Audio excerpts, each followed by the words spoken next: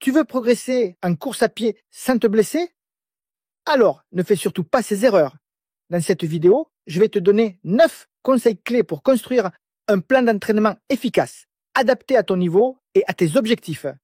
Reste bien jusqu'à la fin car le dernier conseil est souvent négligé et pourtant il peut faire toute la différence dans ta progression. Construire un plan d'entraînement en course à pied, c'est un peu comme préparer un bon plat. Il faut les bons ingrédients, bien dosés et un peu de patience pour obtenir un bon résultat. Pourtant, beaucoup de coureurs font des erreurs dès le départ, ce qui les empêche de progresser et les expose aux blessures.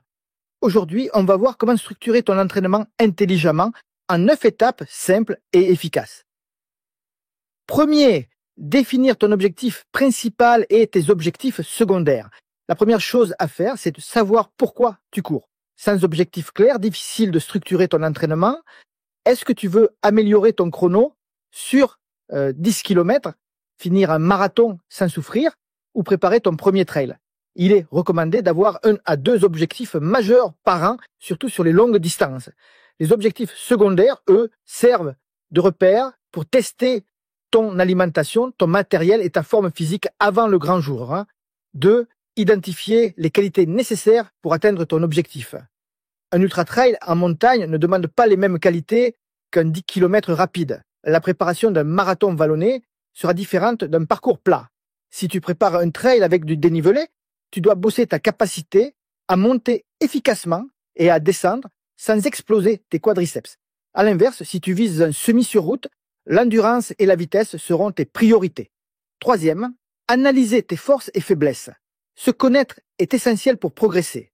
Si tu viens de la route et que tu attaques ton premier trail, tu risques d'avoir du mal en descente. À l'inverse, un trailer pur et dur qui se met à la route devra améliorer sa vitesse de base. Pour t'aider, tu peux faire des tests simples, un test de VMA pour évaluer ta vitesse maximale aérobie, un test de force en salle pour voir où tu en es musculairement, un test en descente sur sentier pour vérifier ton aisance technique. Quatrième, adapter ton entraînement à ton emploi du temps. Un plan trop ambitieux que tu ne peux pas tenir, c'est le meilleur moyen de te frustrer. Pose-toi ces questions. Combien de séances par semaine peux-tu vraiment faire? Es-tu prêt à intégrer du vélo, de la muscu, des séances sur piste? Comment organiser tes entraînements en fonction de ton travail et de ta vie de famille? L'idée, c'est que ton entraînement s'adapte à ta vie et non l'inverse. Cinquième, planifier tes cycles d'entraînement. L'entraînement, c'est comme une série télé. Il y a des saisons et des épisodes bien définis. Tu ne peux pas être en forme toute l'année, il faut structurer tes cycles. Une période de développement pour renforcer tes bases, une période spécifique pour accentuer les allures de course et le terrain cible, et une période d'affûtage pour arriver frais le jour J. Planifie aussi tes courses intermédiaires pour voir où tu en es. 6. Découper chaque cycle en semaines d'entraînement. Chaque cycle comprend des microcycles avec une charge progressive, 3 semaines de travail suivies d'une semaine allégée pour assimiler l'entraînement et éviter le surmenage. Les séances sont réparties intelligemment pour éviter la surcharge. Un trailer mettra l'accent sur le dénivelé, tandis qu'un coureur sur route travaillera davantage les allures spécifiques. 7. Placer les séances clés et les jours de récupération. Les séances clés, ce sont celles qui te font vraiment progresser. Elles doivent être bien réparties dans la semaine pour éviter la fatigue excessive. Une séance de fractionné pour la vitesse, une sortie longue pour l'endurance, une séance spécifique selon ton objectif. Les jours de récupération sont aussi essentiels que l'entraînement. Sans eux, bonjour, les blessures et la fatigue chronique. 8. Adapter le plan aux imprévus.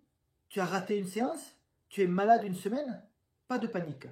Beaucoup font l'erreur de vouloir compenser, mais c'est souvent contre-productif. Si tu loupes une séance clé, reprends ton plan normalement sans chercher à rattraper. Si une semaine saute, vois avec ton ressenti si tu peux reprendre au même niveau ou si tu dois adapter. 9e, surveiller sa progression et ajuster. Le plus important dans un plan, ce n'est pas juste de le suivre aveuglément, mais de l'adapter en fonction des résultats. Utilise le RPE, perception de l'effort, pour évaluer chaque séance. Analyse tes stats, fréquence cardiaque, vitesse, puissance, pour voir si tu progresses. Écoute ton corps, la fatigue excessive est un signal d'alerte. L'outil Nolio peut t'aider à suivre ta charge d'entraînement et éviter le surmenage.